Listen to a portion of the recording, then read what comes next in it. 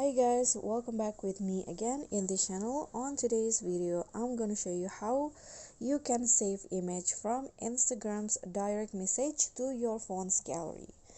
So in here, I've already opened the Instagram apps and you just need to click on the DMs menu at the top right corner, and then here click on the you can see there's someone sending me an image, and if you want to save it, you can see you can do it here.